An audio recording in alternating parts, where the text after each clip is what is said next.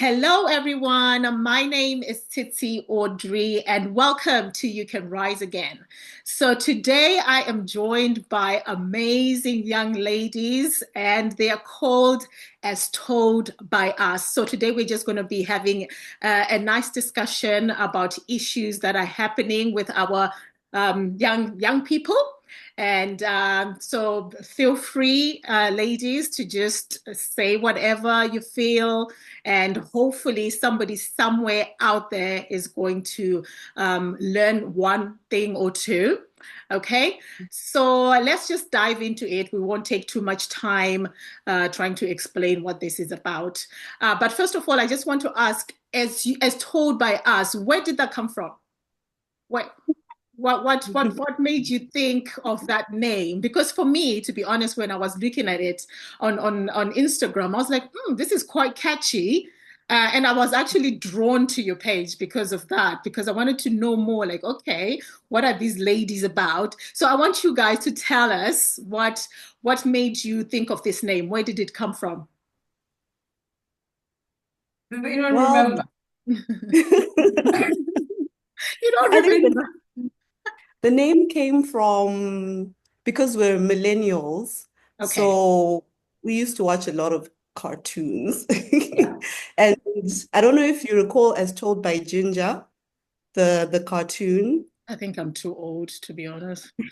Anyway, But okay. if you do look it up, it's a teenage girl who's going through trials and tribulations. Mhm.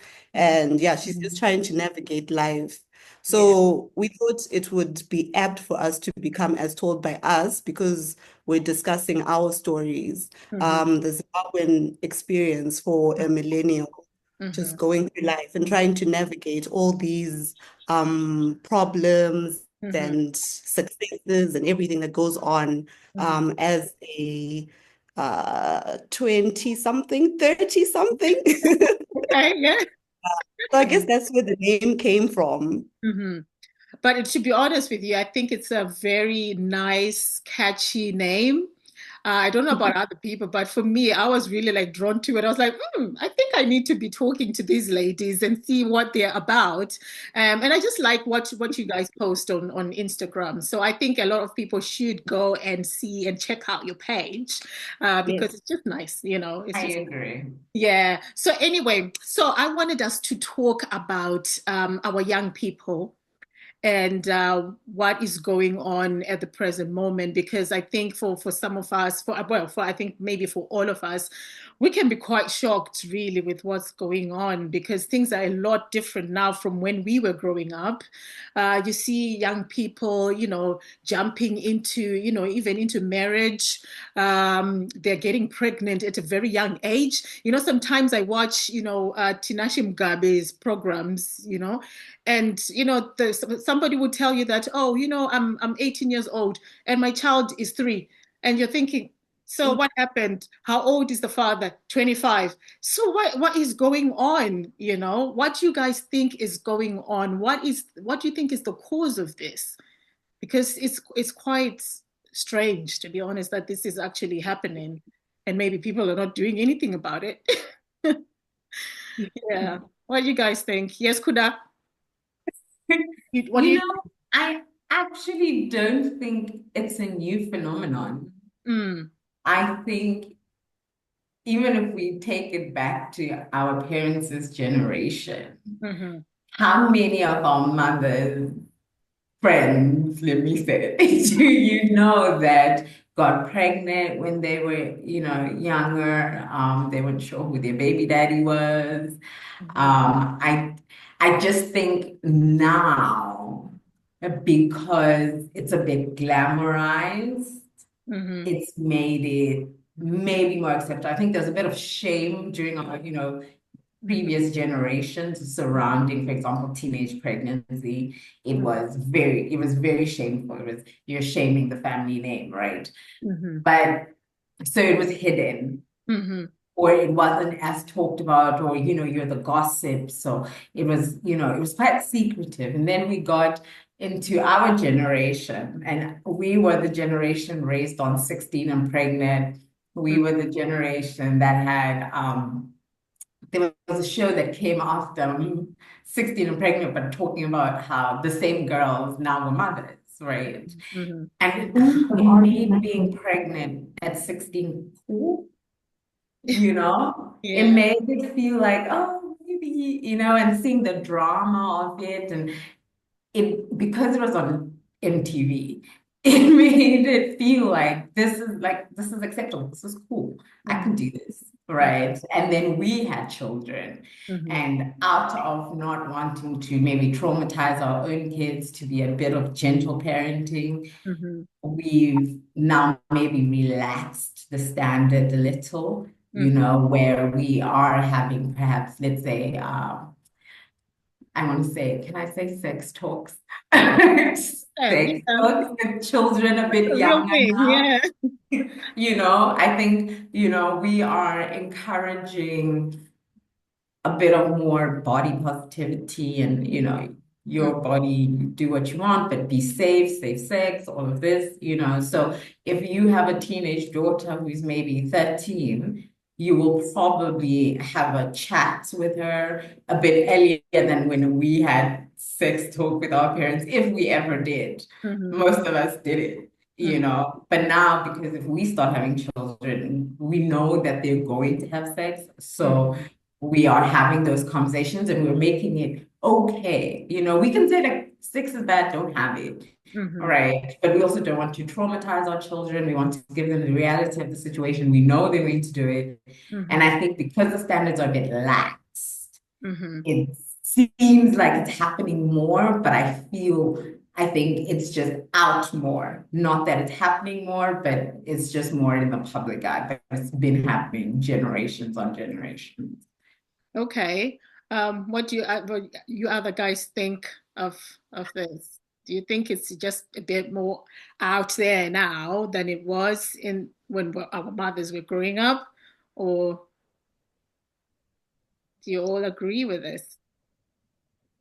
Yeah, I think the big difference now is with our mother's generation, if you were pregnant too early or pregnant out of wedlock, that meant immediately you're getting married to cover it up, or that just meant you were going to get married, which is why a lot of them got married while pregnant and then had a quick court wedding. There Mm-hmm. was still that culture and understanding that no, if this has happened, it means a committed relationship. And most of those people are still married up to now, where the firstborn was born around about the time where they decided to get married. And I think the difference now is that moral fiber Mm-hmm. that we had in our communities has eroded drastically. And I would think it's really due to an overexposure to the internet and to so many other things that we at least were sheltered from when we were younger, but now you're exposed to so much so quickly. And it doesn't matter anymore. It's not a big deal. So many things have been watered down, just this culture, even in relationships. People cheat on each other, people date multiple people. Yeah. There's now polyamory, all sorts of things. And this woke culture has also come with a decline in what we see as good and bad. It's now mixed. Now it's like, oh, okay, fine, you can have a baby without being married. That's normal. You can do all sorts of things. So I think, yeah, I think there's been a decline in how we see morality in general. Mm-hmm. And so I think these things are getting worse because at least like what Kuda said, there's no more shame about certain things anymore. In fact, it's actually normal. And it's not that weird because you see it on TV. You have your famous people, your Kylie Jenners and them, they have kids so early and Yeah. it's trendy. It's Yeah. cool. Yeah. So yeah, I think we're in big trouble. Yeah, well, I like what you said about, the Kylie Jenners and whatever, that they're having children at a very early age. But the difference is they've got the money to sustain, to sustain themselves and their children. Their children are already set for life, The only difference is with our African children now, like they do these things, but the impact now that it has even on their mental health is huge. And even if we take it back to when our when our parents were growing up. Of course, some of them got married at a very young age, but if you really look at it, when they grew up, you can see that there has been like an impact in their mental health because of that being a mom at an early age. So as much as it is normalized now, people are just like, yeah, you know what, she's 16, she's pregnant, it's all right. No one makes a hoopla about it. But you can see that even in our own parents, there has been a great impact on mental health. And they grew up with, and sometimes you'll be thinking like, oh, I don't know why, well, mom and dad are like this, but it's trauma from those things that happened in the past. So, I mean, so in terms of mental health, how do you think this impacts these young people? As much as it is normalized now, what mental health? What do you guys think? How do you think it's impacting on these young people's mental health? I think the first thing that would come to mind is just not having access to education. So by becoming pregnant at a very young age, unfortunately, our country, being Zimbabwe, there isn't support for these teenage pregnancies and all of that. Because once you've become pregnant, you're ostracized from school, some even get expelled and the like, and then you're stuck. There were statistics recently, I think in September thereabouts. I think I shared with you with the other co-hosts about 150 kids were missed school because of teenage pregnancy. 150 primary school children this year have missed school. They've dropped out of school because of teenage pregnancy. And I think it's sort of like it stops your plans so early on. I'm just thinking, imagine being grade 7, you don't even have O-level, you're not going to be able to get to A-level or a degree because of this thing that has happened. And yeah, the boy is fine because he continues on. Yeah. He goes to school, And that's he very finishes. unfair. I've Yeah, always but found that very unfair. your life has stopped drastically. You're someone's mom. So first and foremost, it's about the child when you're also a child, which is quite bad. What does Chido think? Chido, I'll give you also a chance to talk. What do you think about it? Thank you. Yeah. I think I agree a lot with Anesu to say that a lot of the times, like for example, in teenage pregnancy situations, you don't even know you yourself as the teenager. You don't know yourself yet. And you're now being thrown into this role of being a mother and being a primary caregiver to someone else. And I think it's just the impact on your mental health because you as I said, you know nothing, right? If you're 18, really, you're still a baby, right? Much as a lot of these young people might want to say, I'm 18, I'm an adult now, I can do whatever I want. You don't know anything. And even just the mental burden of just being like out there sexually active and I think it takes a lot from someone and that's just something that the younger generation maybe may not understand yet and because it's always a matter of like, oh, you can't tell me anything or whatever it is, so I think a lot of the times, yeah, you just don't know what you're getting yourself into until you're there. And when you're there, the support system has maybe failed or fallen through the cracks and you find yourself being alone. As Anisu says, the guy moves on with his life, but you as a woman, you're forced to grow up. You're forced to leave your childhood, your childish ways, and you're supposed to, all of a sudden overnight, or maybe not overnight, in 9 months, 9 months, you kind of have to grow up, right? And yeah, that's quite a yeah, heavy burden. Do you think do you think I need to be careful with my words here so that I don't offend people. Do you think part of the reason why we are having these teenage pregnancies is bad parenting? Do you think that is part of the problem? Because we can also see that, sometimes those young mothers, those mothers who became mothers at a very young age, they're having to look after their young children. They also didn't know how to, to handle themselves when they were young, and now they also have children. And what is it they're actually telling their children? How are they bringing their children up? Do you think part of it is bad parenting, or what do you think? I don't think it's bad parenting. Mm-hmm. Well, not completely. I think there are different things that go into it, right? But I also wanted to say we cannot also deny the facts of socioeconomic background. I think that also plays such a big role in teenage pregnancies, right?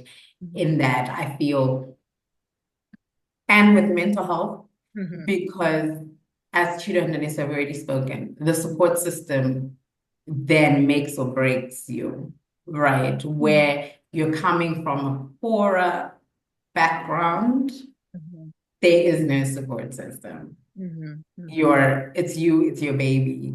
If you're lucky, your parents will let you stay, right? And that in itself gives you a lot of mental strain, emotional strain, because like Sheila said, you're also a child. And for your parents to say, get out, or for your parents to say, well, drop out of school and get a job because now you have a baby to take care of, that really will impact and strain you. Whereas perhaps somebody from a more well-off family might have a maid and a nanny and a helper, and the mom's still there, and there's a bit of more, so you might not need to drop out of school. Now, it depends on the family, but you might not need to drop out of school. You could still go all the way to university. You can still, after that, your parents will say, well, take care of the baby now, go get your degree, come back, and you'll take over. There's a bit, so the mental strain is not as much. You're not worried about what you're eating. You're not worried about where you're sleeping or staying. So I do think in terms of mental health, that also plays a very large factor. And I think in terms of parenting, it's really similar. I think you can only parent as far as you were parented. Exactly. You only know as much as you know. Yeah. Right. And I think, like I said previously, you either follow the steps of your parents, right, in the way that you raise your children, and when we were raised, it was a scare tactic. Everything was scary. Don't do anything, we'll beat you up, everything was scary, so you won't do it. Yeah, exactly. Right? Yeah. And either we follow that with our own kids, or we say that was a very traumatic experience. So let me gentle parent. Let me speak to my kids. Let me ask them about their feelings. Let me ask them if they want to do the dishes. Do the dishes when you feel like it, And that scare is gone. And because the scare is gone, your children will do what children will do. Remembering in teenage years, it's hormones. All of it is hormones. Everything just feels like I know what I'm doing. I'm smart. Don't tell me what to do. So they're not listening to you. So now gentle parenting with a teenage child with hormones might not work. Because what I need to do is scare you so that, and then eventually, when your hormones are down and you're in your 20s, then I can say, okay, listen, this is what happens with sex. But at first, I need to just say no. Exactly. Yeah. Yeah. So I think parenting really it's tricky because there is no good way or bad way, I don't think. I think it really is. There are some people who were parented very gently, who've done also incredibly well, and I think, I don't know if I can't say it's bad parenting. I just think each child is different and each person is different. But each child, and I think as many of us do, has a trauma of some kind. We might look back at our own parents and say, they weren't that great. Side eye. You know, you could do that, or you can only when now we're in our 30s and we're saying, but you know what, right? They saved us from a lot of things. That's true. That's what I And wanted to say. that scare tactic saved us. Yeah, and you can still hear the voice now. You know, You can still curfew mom was saying, meant. Exactly. Curfew was meant for a reason, you know, just no talking to boys on the phone was meant for a reason, you know. But also, what do you do now in the age of cell phones? Even if you tell me, you know, back in landline days, you can say, yeah, what time? Oh, it's 6 p.m., you know. But now with the cell phone, every child has one. How do you control that? How do you? So we're also learning. Yeah. We're learning to parent because we're also in a new age. Now we have AI, we have all these other apps, you know. Our parents never had to deal with Instagram and TikTok and you know, Facebook came later. But now we are learning to parent also in a different era that we have no idea what we're doing. So we're also learning on the job as we go. Yeah, yeah. Okay. So in terms of you know, the lack of support for these young ladies, why is that? What do you think is the reason why when a young lady, mostly ladies are affected by this, the young ladies, once you fall pregnant, you can't continue with school or you're kicked out of school. But you see some of these, you know, European countries, you know, in the diaspora, if you're pregnant, you continue with school. You continue to go to school with your pregnancy until, you know, you're about to give birth.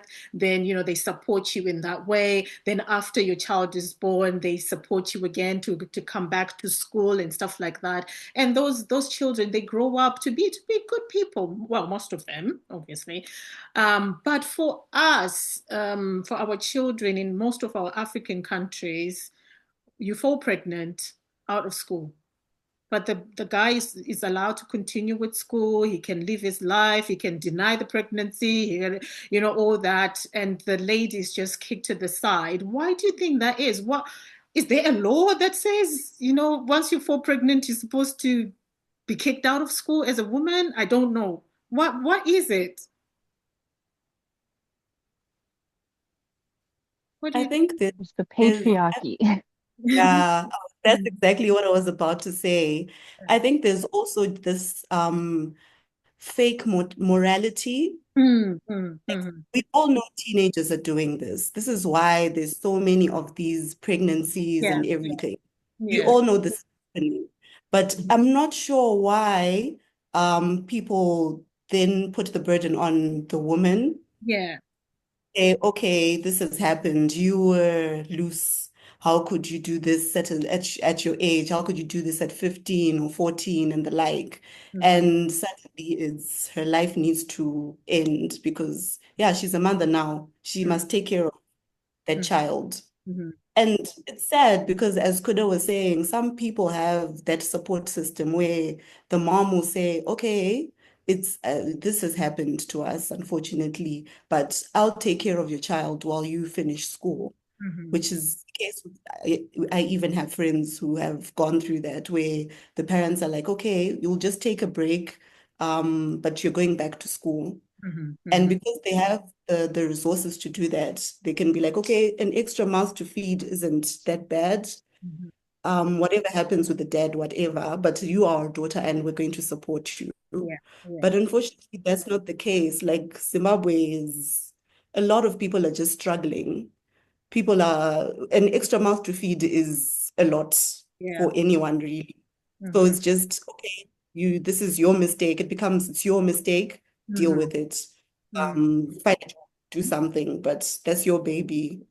Deal with it, which is quite sad. I feel it's every teenagers are doing the deeds. Teenagers are doing it. So firstly, at schools, we're not getting the proper education. I feel like even Chido can relate to this. I remember in Okuda, in grade 7, they used to clip they would, you know how the bio book, Oh, so when you get to the reproductive stage in Mhm. our school, they used to like remove those pages, Really? or they would, Mm. yeah. Okay. I'm not sure if it's because Good. we went to a Catholic school, but yeah, that did happen. So when you get to those pages, you wouldn't even know anything about, yeah, the deed. Okay. So now imagine a girl like that, that has happened. Yeah, it has happened. Mhm. Um, she didn't have any prior education as to protection or protecting herself, but suddenly it's your fault and it's your baby to deal with, which is quite sad. Yeah, that's really sad. Hopefully we can come up with ways to not to support, but it's almost like we need to sort of like figure out ways we can make sure that these ladies who are struggling like this, these young ladies who fall pregnant whilst they're still in school, supported in continuing with school, even if it means maybe there's like a night school they can attend, or I know there's a lady I met on LinkedIn. She supports children like who are falling pregnant, sometimes from the age of 8, 9, 10, going up. Yeah, and she's supporting it. She's in Zimbabwe, and she's supporting these young ladies. There must be a way that we can talk to somebody to ensure, because it's not a law that I don't think there's a law that says if you fall pregnant you cannot continue with school. So maybe it's something that we can work towards behind the scenes, not here, behind the scenes. Yeah, because I think I know a few people that can probably help us to come up with something, where we can sort of like support or just push this thing to make sure that our young ladies, when they fall pregnant, they can continue with school. There has to be something, because this is what makes the problems continue on, from generation to generation. You keep having these issues that, if I dropped out of school because of pregnancy, I'm going to struggle in life. If I'm lucky, I'm going to be able to find somebody who will marry me. And, but you see that most of those people, they end up being in relationships where they're abused because they just want somewhere where they can, eat, or take care of their children. Then that cycle continues. So we need to find ways to empower our young children, that even if they fall pregnant, we're not supporting that, okay, you should go out there and have sex and, fall pregnant and it's okay, you can still go to school. But just empower that if it happens, it's going to happen. It's going to continue to happen. Like what Kuda was saying, that, this has been happening even when our moms were growing up.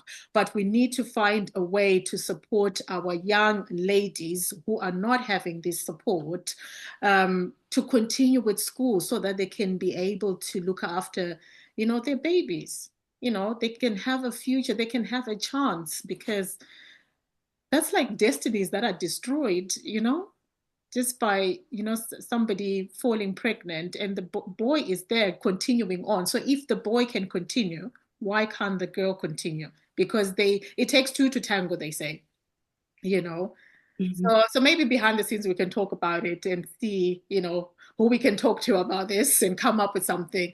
But anyway, moving on to relationships, which we were talking about earlier.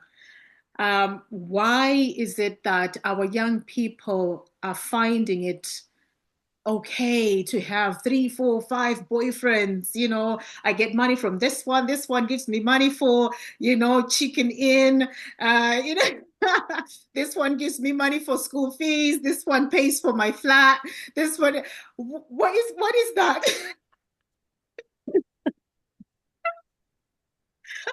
I think you hit the nail on the head, by giving those examples, because I think relationships have become transactional more Exactly. than anything, right? So it's like, well, I've got to have a boy who buys me chicken and I have someone else who who can buy me a new phone because he's more able. Then I have so and so who then does this and this. So I feel like it's because our maybe the understanding of what a relationship is more so transactional. Like, what can this person do for me?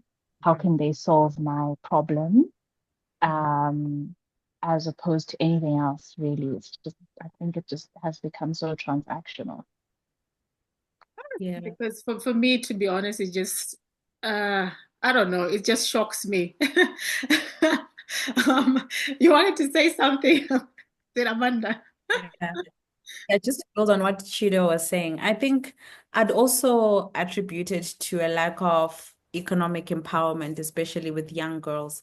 Because if you look at this phenomenon, it's quite heavy in our local university cultures. Yeah. These young girls in university are preyed on by all sorts of men who come in with some form of means.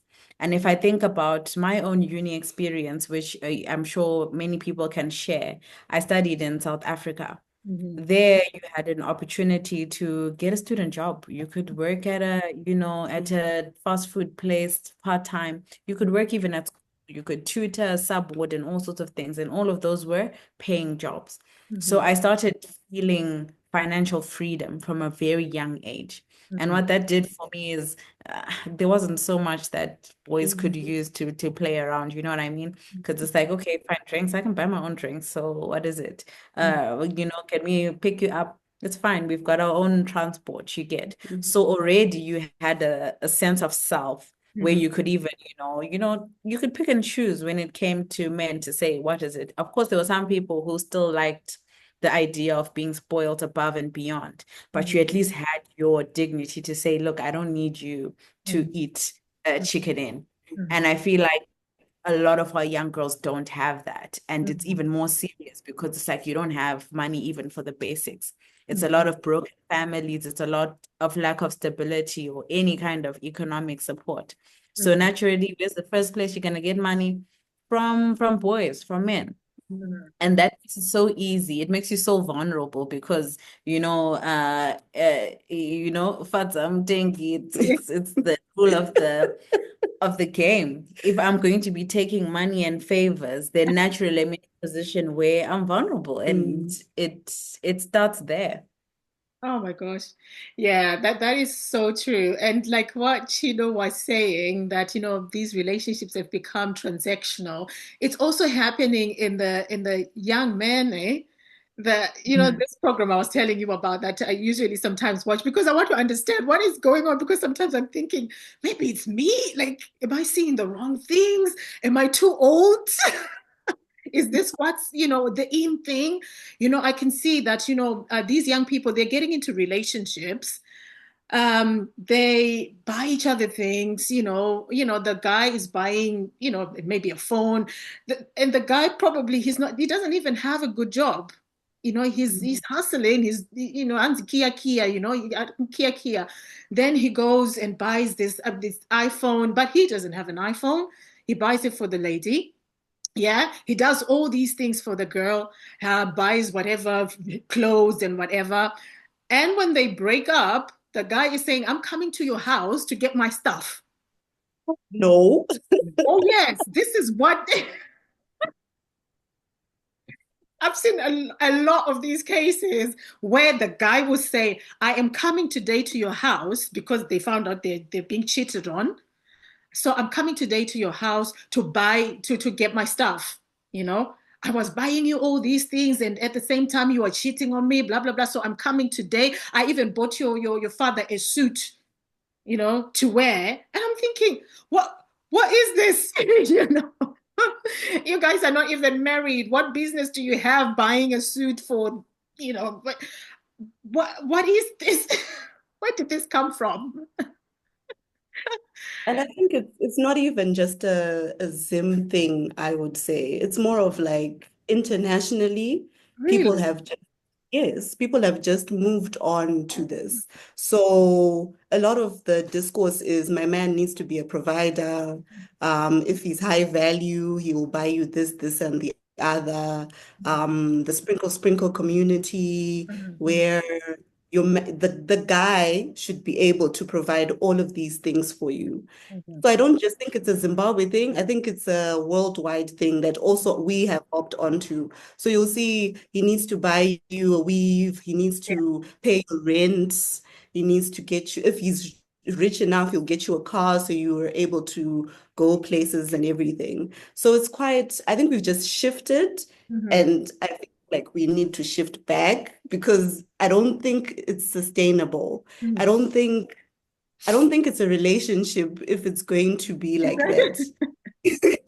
I don't think it's a relationship How if do we it's going shift to. back? Because it seems like this thing That's is the like thing. it's really deep now. It's deep. I don't even know whether this generation is going to be able to have like normal relationships where you feel Yeah. fulfilled and you feel that, you know what, I've got my long-term partner who I'm going to, have a life with, have children with, and create a legacy with. Because I don't see that happening with this generation because I don't think they even have a clue of what a real relationship is. Because what they know is, I'm supposed to get some money. I'm supposed to get, a $500 wig. Just keep up, with the Joneses, I guess. But I don't know how do we get them back to reality? Do you think there's a Well, way? I Yeah. think the girls already know what I'm about to say. Yeah. And I say it, I say it every week.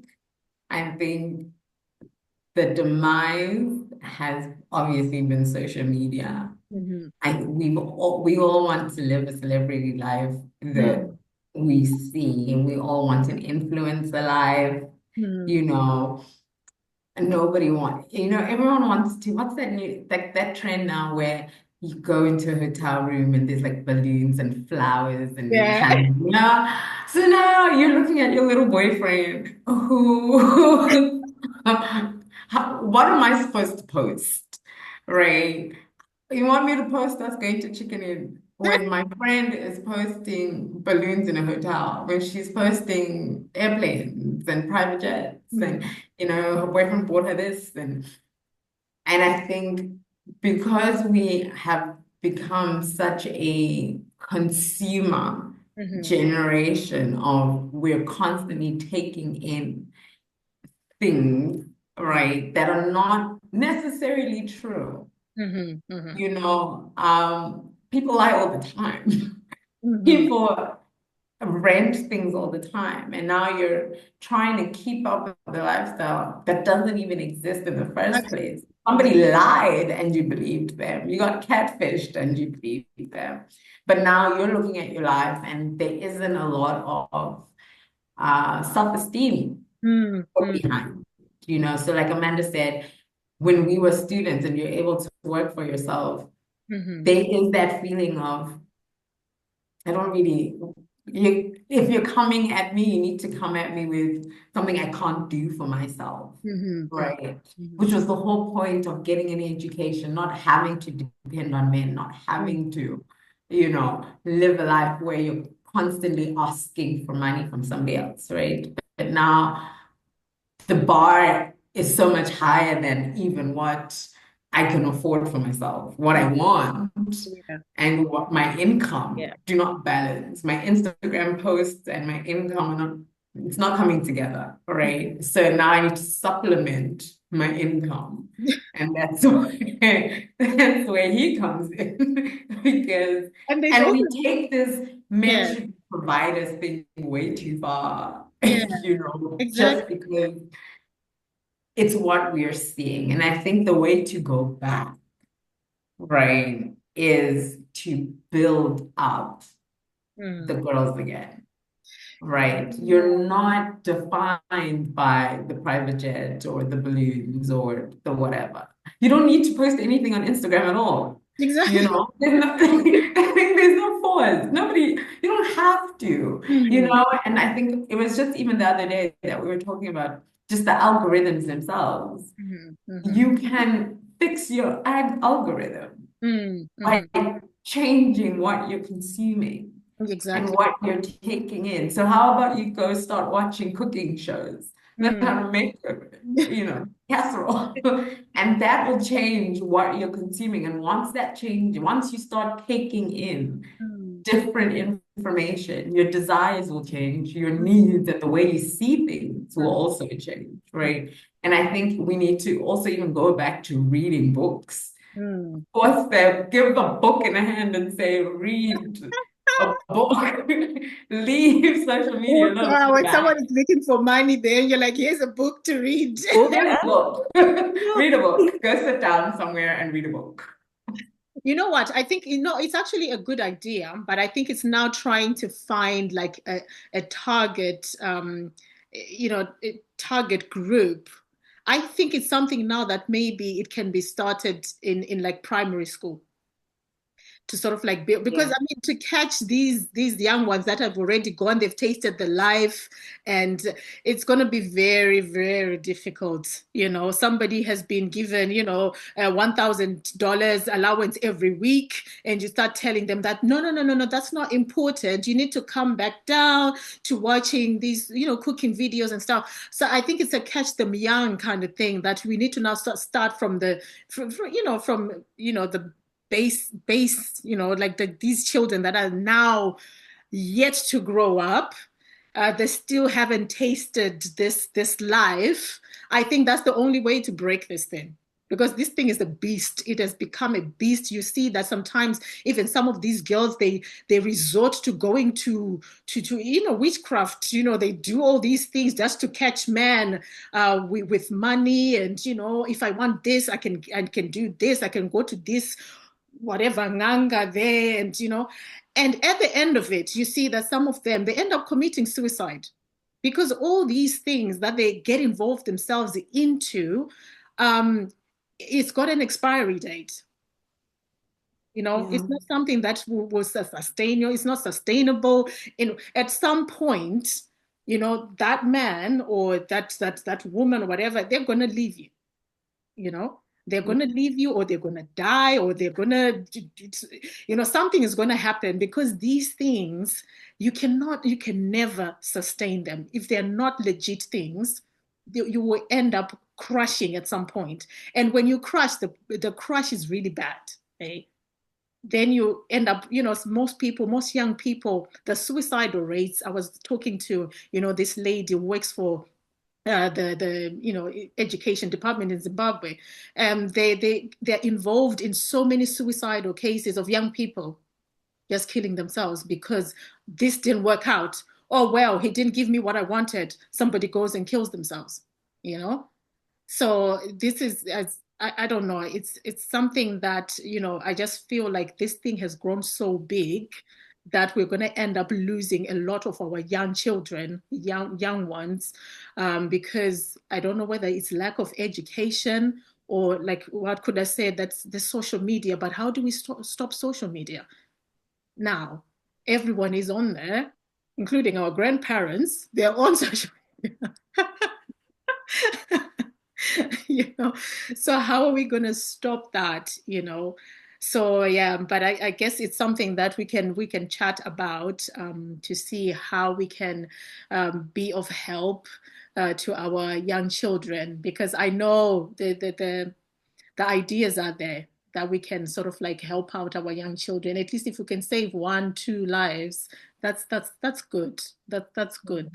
Because our young children are really suffering. But I think the last thing that I want us to touch on is about drugs.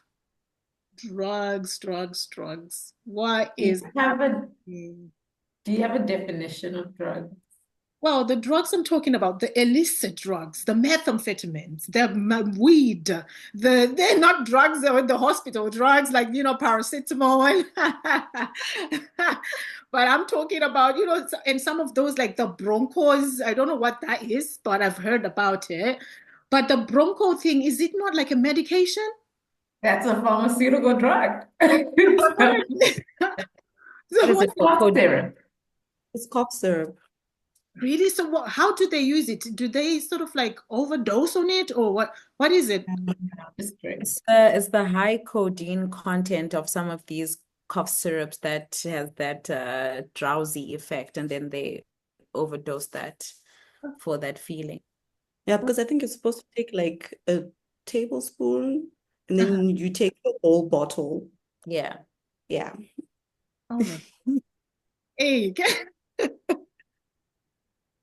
Yeah, drugs are a pandemic. Yeah. Drugs are a And these are pandemic. mostly in young men, isn't it?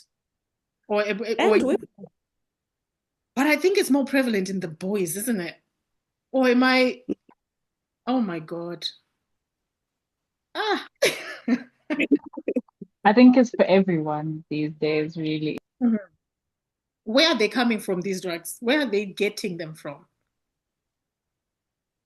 What is That's a, going on? Is it is it lack of employment or what yeah, is, let me I tell you think something. One thing that I worry about the most is when the commuting using public transport, which I've said to myself, no, I don't think I can do this anymore. Because you find that our young boys who are driving the public transport are high on something, and I'm thinking, really?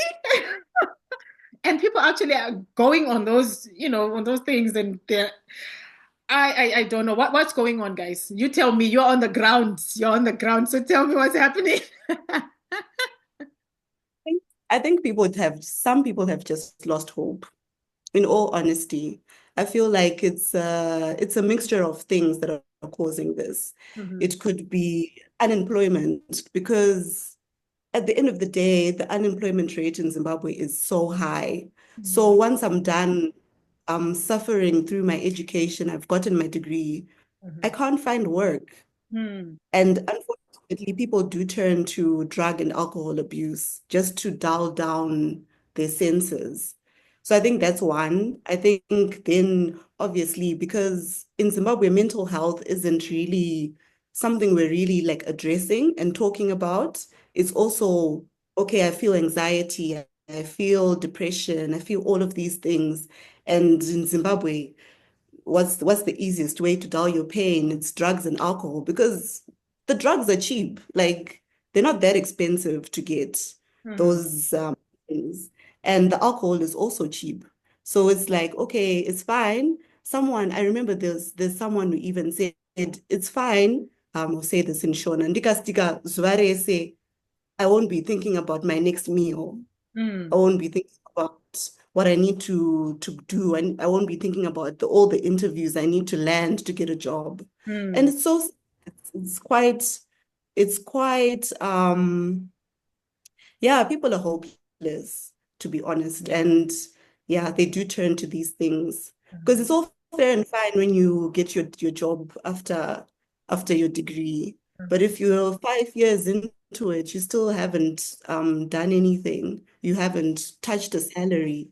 You're Mhm. not busy. You're not like doing other things that keep you busy.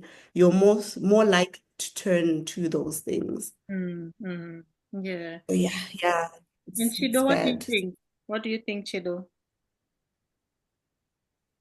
So I completely agree with Anya. So I think the issue is that people don't have jobs. Yeah. And it's almost as if they're like, what else am I to do? Mhm. Like the quote, Anis's quote of like Ndika Square and Ndaka Stika, right? Like, Mhm. where's my next meal going to come from, kind of thing. So I think that's just the pandemic that Mhm. we're in right now. Mhm. And I think the sad thing is as well, like when our young people are used to taking drugs like that, they become addicted to them, and getting them out of that cycle, it becomes really difficult because I see even where I am right now in the United Kingdom, that sometimes when people are so deep into this lifestyle, they actually don't like help. You can try to Mm. help them, but because they're so used to that life, they'll always want to come back to that life for some reason, even if they know that I'm living in the streets, I don't have anywhere to stay, I take drugs, and they're being offered a house Like, okay, here's a safe space for you to start over. This is a house for you. The government will pay some money for you for this, and that. But you still find them going back into the streets.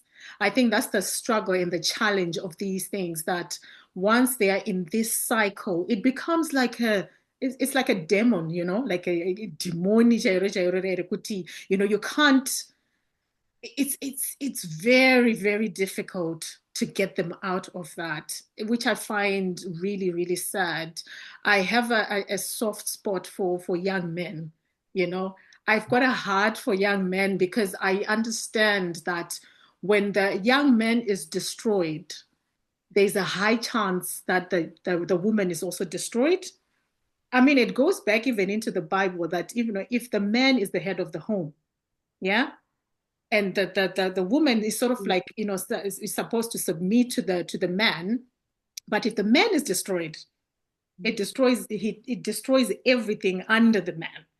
So when our young men are destroyed like that, can you imagine if that kind of guy is to find a young woman to date, because they've got a moment where they can seem okay, they seem lucid.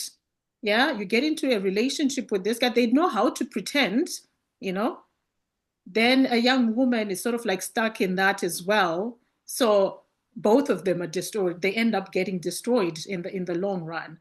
So yeah, so I'm yeah, it's a difficult situation that I've always wanted to find out, like, what exactly is going on, where are they getting these drugs from, what are people doing about it. I can see that there's quite a lot of people who are trying to sort of like, help. There's some campaigns going on but I think more can be done to help our young men and women who are entangled in this cycle of drugs. It's just it's crazy, and it's also killing people in the process, like I was talking about, the public transport.